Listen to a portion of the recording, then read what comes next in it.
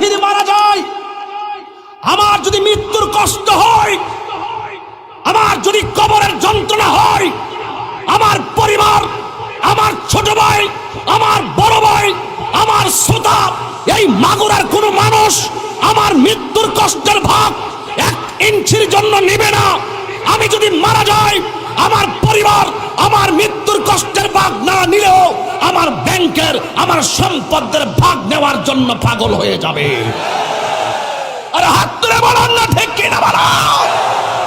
এমন জীবন তুমি করবে গঠন, মরণে হাসিবে তুমি কাঁদিবে ভবন।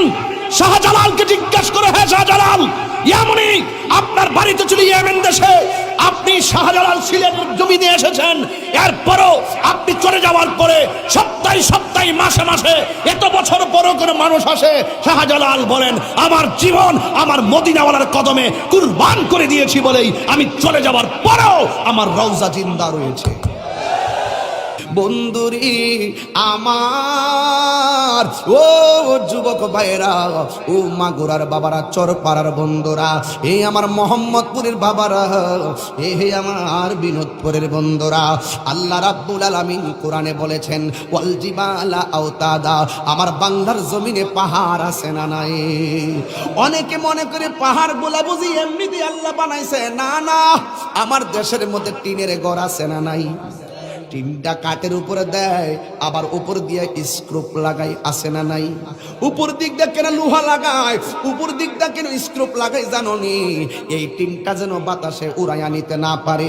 ঠিক আমার আল্লাহ রাব্বুল আলামিন পাহাড়গুলো দিয়ে জমিনের মধ্যে পেরেক মারছে, এই জমিনটা যেন নড়াচড়া করতে না পারে। আমার আল্লাহ কয়, কিয়ামত যেদিন এসে যাবে, এই পাহাড়গুলো আসমানের দিকে উড়ে যাবে।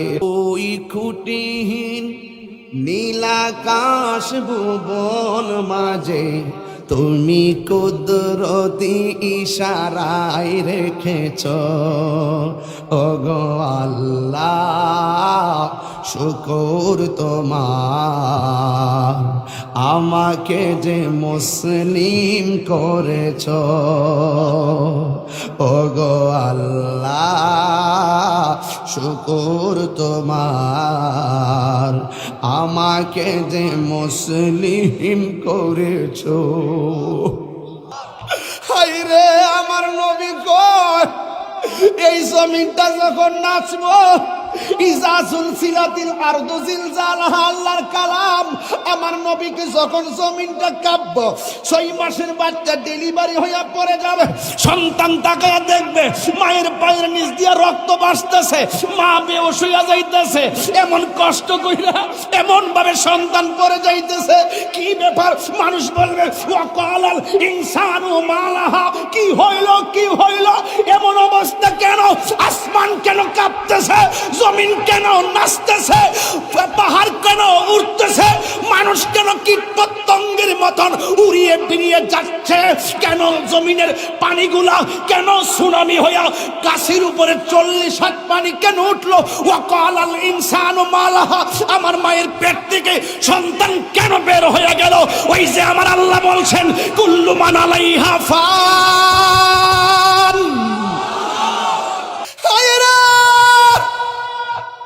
জীবনটা শেষ কইরা দিল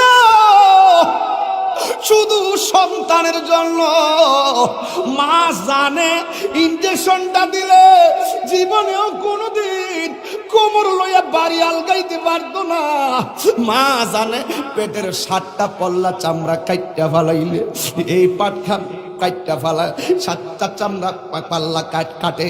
40 মিনিট আগে পানি বন্ধ কইরা দেয়, পানি বন্ধ, পানি পান করতে পারে না। সন্তানটারে পেট থেকে কাইটা সন্তানটারে এক জায়গায় রাখে, আর সন্তান মারে আরেক জায়গায় রাখে। 40 মিনিট পর্যন্ত ইনজেকশন দিয়া যে ব্যবস্থা কইরা রাখে, এই জন্য টের পায় না। কিন্তু যেই মাত্র মিনিটটা পার হয়ে যায়, পানি দে বারবারে কয়, পানি দেয় না। শুধুমাত্র তাই নয় রে, এমন ভাবে মা দুঃখিনী, ব্যথার যন্ত্রণা কি করমিয়া, একটু আঙ্গুল কাটলে কত কষ্ট লাগে। 7টা পাল্লার চামড়া ভিতর পর্যন্ত কাটটা বলা, তোর জন্য তোর জন্য। শুধু তোমার জন্য।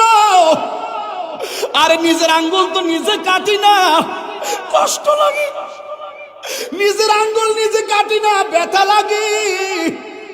অথচ মা আমার জন্য 7 পল্লা পেট কাটতে ফেলায়, কি মনে করো? জিহাদ HD media, the Islamic content creator. গত রাত এই টাইমে বৃষ্টি ছিল, আজকেও দিনের বেলা বৃষ্টি ছিল, আসরের পরও বৃষ্টি ছিল। এই পর্যন্ত আল্লাহ পাক আমাদেরকে কথা বলার সুযোগ দিয়েছেন। মাগরিবের নামাজের পর থেকে উলামায়ে কেরামের মুখ নিঃসৃত অমীয় বাণীগুলো